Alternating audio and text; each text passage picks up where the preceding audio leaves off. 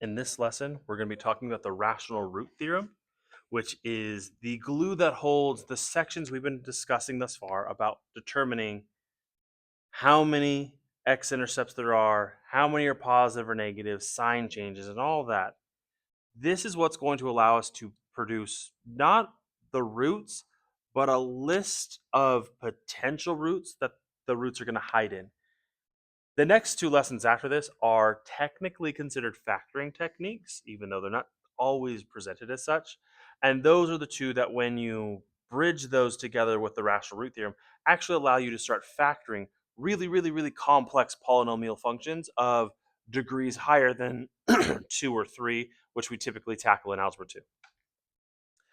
So here we have the rational root theorem. The rational root theorem looks really complex when you read it in a dictionary or in a math textbook, but in reality, it's actually rather straightforward once you know what it's saying and you know what to look for.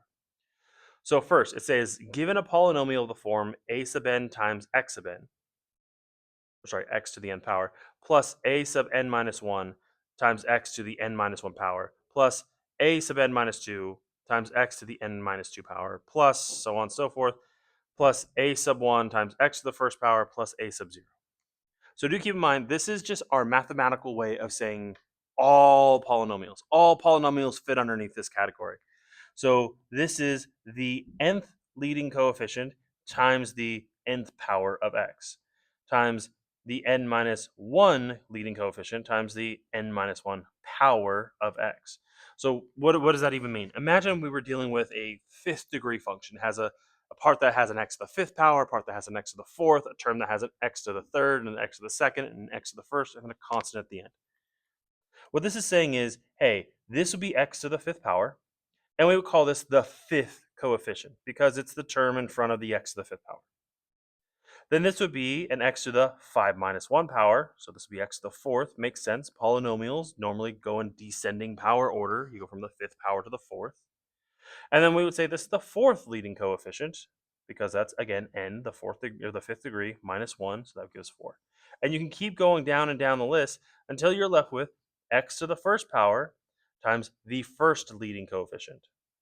And at the very end, you have the 0th coefficient because this one has no x next to it. This is the constant. This is the plus 5 you often see at the end of a polynomial, or a minus 1, or a plus 6, or whatever is left at the very, very end of a polynomial. That's what this is talking about.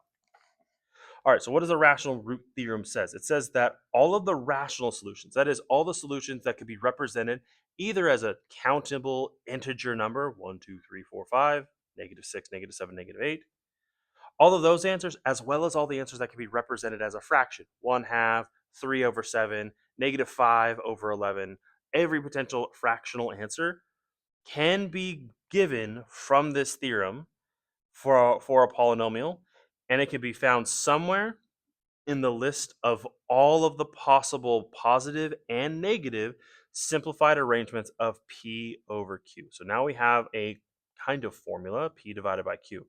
But it kind of begs the question, what's P, what's Q? P are all of the integer factors of the constant term a sub 0. A sub 0 is, again, the term at the very, very end. It's the constant. And Q are all of the integer factors for the leading coefficient a sub n. That is the number in the very, very front of the highest power of x. I think the best way to see how this works and what to do is to simply run through an example. So here I have an example, 2x to the third power minus 3x squared minus 11x plus 6. Now, typically, if I gave you this problem and I said, hey, can you tell me where the x-intercepts are, where this graph is going to hit the x-axis? Well, we could use Descartes' rule of signs, and we could use the degree of the function and figure out end behavior, but we don't really know how to factor this thing. We know what to do if it was factored. We know how to find the x-intercepts, but we don't know how to factor a four-term polynomial. And that's actually what the rational root theorem is going to kind of help us slowly get towards. So what it's going to say is, first we're going to look at our p-value, which is 6. And we're going to list all of the potential numbers that can divide into 6 nicely, all the potential integer values. So the numbers that divide into 6 are 6, 3, 2, and 1. Those are the numbers that can divide into our p-value, 6, really nicely. Next, we're going to look at our q-value. That's the number in the very, very front in red. And we're going to do the same thing. My q-value is equal to 2. And all the numbers that divide into 2 nicely are 2 and 1. Now that we have all of our p-values, all of our q-values, we can now generate the list of our p over q values. So we're going to list all of the possible arrangements of p over q, both the positive and the negative. So each one of these is going to have a plus or minus. So first we're going to look at the 6. So p-value is 6. And then I'm going to divide it by my first q-value. So it's going to be 6 over 2. Then we're going to do our next p over q value. So we're still dealing with the 6. So plus or minus 6 over our next q value, which is 1. Now we're done with all the possible combinations of 6 over the q values, 2 and 1. So we're done with the 6. And we move on to the next p value, which is 3. And we continue on. Plus or minus our p value, 3, divided by our q value, 2. Plus or minus our p value, 3, over our q value of 1. Then we go plus or minus our next p value, because we've already used all the 3's now, which is 2, over the q value, 2. Then plus or minus the next iteration, which is going to be 2 over 1. And then we're on to our last one, which is the 1. So it's plus or minus 1 over our q value of 2. Oops, that 1 is meant to be in blue. There we go. And then finally, plus or minus 1 over our final q value of 1. So this is the list of all of the possible roots for my given polynomial. And we're actually not done here, because some of these fractions are simplifiable. And if there's any duplicates in numbers after the simplification process, we don't need to repeat that number twice. So this is going to be equal to plus or minus, well, 6 over 2 is just equal to 3.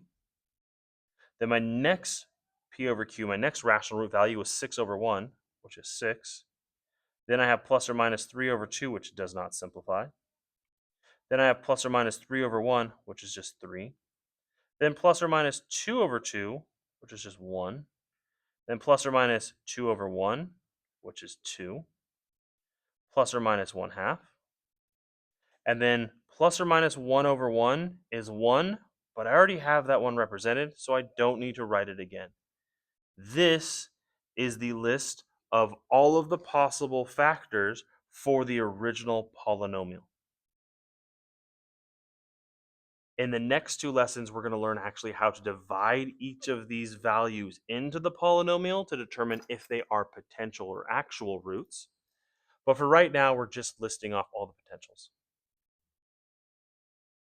And then finally, I have 4 examples that go through some of the variations of the rational root theorem, but for the most part, it's not too complicated. You're listing p, you're listing q, you're listing all the integer factors of p, all the integer factors of q, and then listing out all the combinations of p over q, and then simplifying that list, and that's it.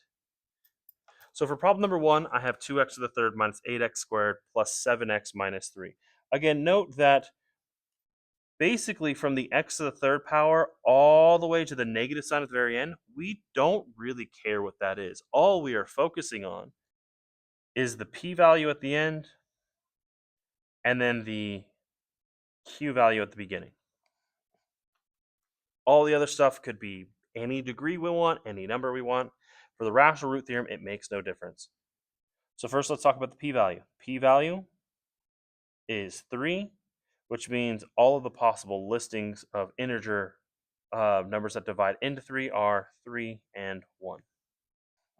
Next, my q value is 2, and all of the integer factors of 2 are 2 and 1. So now I'm ready to list off my p over q values. They're going to be plus or minus 3 over 2, plus or minus 3 over 1, plus or minus 1 over 2, and plus or minus 1 over 1. The last step is to simplify any of these that are simplifiable. So this is plus or minus 3 over 2, plus or minus 3, plus or minus 1 half, and plus or minus 1. These are the list of all of the potential possible rational roots for the given polynomial. Problem number 2. Again, I know it's 5x to the fourth minus 11x cubed plus 17x squared plus 9x minus 4. There's a lot of stuff going on in that equation. All we care about is the leading coefficient of the highest degree of x, which is 5, and the constant at the very end, 4. We don't even care that it's a negative 4. All we care is the 4 is there. So first, we'll list our p-value. The p-value is equal to 4. So the possible integer factors of 4 are 4, 2, and 1. Then our q value is equal to 5, and the potential integer factors of 5 are 5 and 1. So now we're going to list our p over q values. That's going to be plus or minus 4 over 5, plus or minus 4 over 1, plus or minus 2 over 5, plus or minus 2 over 1, plus or minus 1 over 5, and plus or minus 1 over 1. And those are the potential roots. Now we need to just simplify this. My final answer will be plus or minus 4 over 5, comma, plus or minus 4, comma, plus or minus 2 over 5, plus or minus 2, plus or minus 1/5, and then plus or minus 1. And this is the simplified list of all of my possible roots for the function in number 2. Number 3 is the one that tends to kind of confuse people because you have an x to the 5th power, and then you might go, well, where's the x to the 4th? Where's the x to the 3rd? I have the x squared, but where's the x to the 1st power? There's so many pieces that are missing in the middle. We don't care. All we care about is the leading coefficient of the highest power of x and the constant at the end.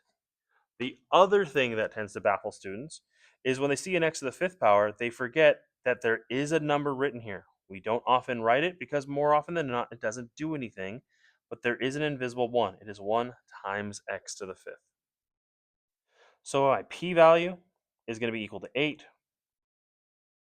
which is going to give me the list of integer factors to be 8, 4, 2, and 1. And then my q value is equal to 1, which means its possible integer factors are just 1. So we're ready to list our p over q values. They are going to be equal to plus or minus 8 over 1, plus or minus 4 over 1, plus or minus 2 over 1, and plus or minus 1 over 1. And I would simplify all of these to plus or minus 8, plus or minus 4, plus or minus 2, and plus or minus 1. And these are my potential rational solutions to the given problem. Problem 4 I wanted to throw on here as a little bit of a curveball because there's a lot of pieces. There's an x to the 6th, x to the 5th, x to the 4th, x to the 2nd, x, and then the constant at the end. And while this looks like an awesome prime candidate for the rational root theorem, it unfortunately is not. The reason for this is actually our q value. That is to say, the number in front of the leading power of x. The rational root theorem has a limitation. It has a place where it doesn't work. The place is when the leading coefficient, or the constant at the very end for that matter, is not an integer.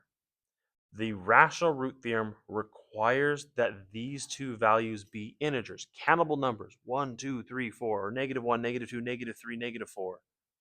It requires that that be the case. If it's not, you can't use the rational root theorem. So my answer, if I was given a problem like this and asked to use the rational root theorem, it's not that this doesn't have rational roots or that this is not factorable. It's just I can't use the rational root theorem to do this. So in that regard, it is not possible to use the rational root theorem because our first term, a sub 0, is equal to 3 over 2, and that is not an integer. And that would be my explanation as to why I would not do that problem.